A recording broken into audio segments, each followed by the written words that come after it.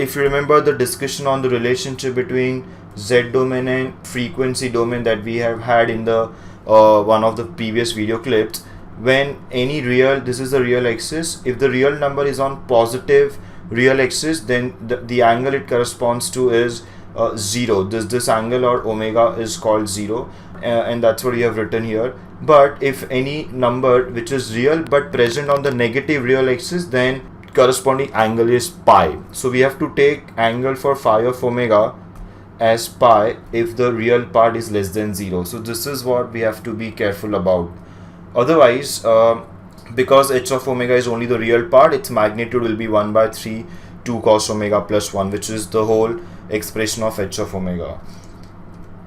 It's very important to understand when hr of omega is greater than 0 and when it is less than 0. So just for that case, we will do this small mathematical analysis. hr of omega is greater than 0 implies that h of omega is greater than 0 because there is no imaginary part anyways.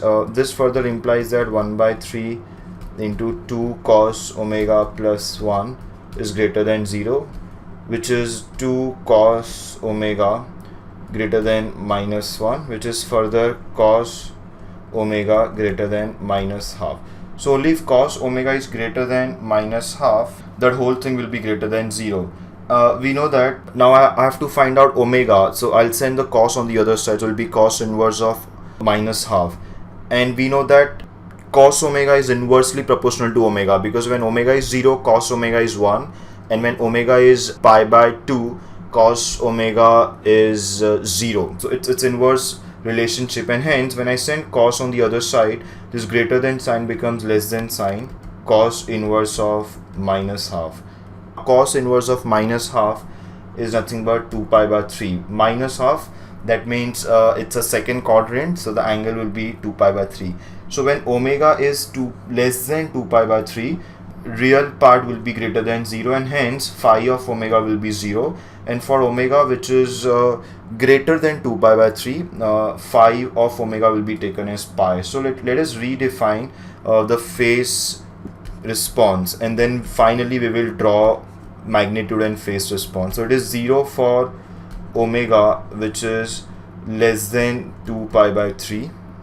Now I can include equality sign with this particular expression, and it will be pi for omega greater than 2 pi by 3. Now omega will go up to pi because that's the maximum value. 0 also we can include in the first expression.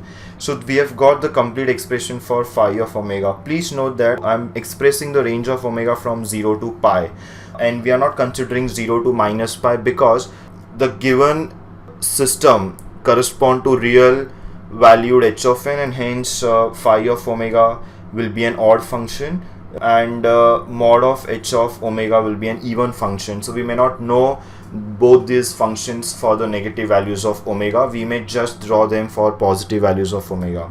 So let's quickly draw the magnitude and phase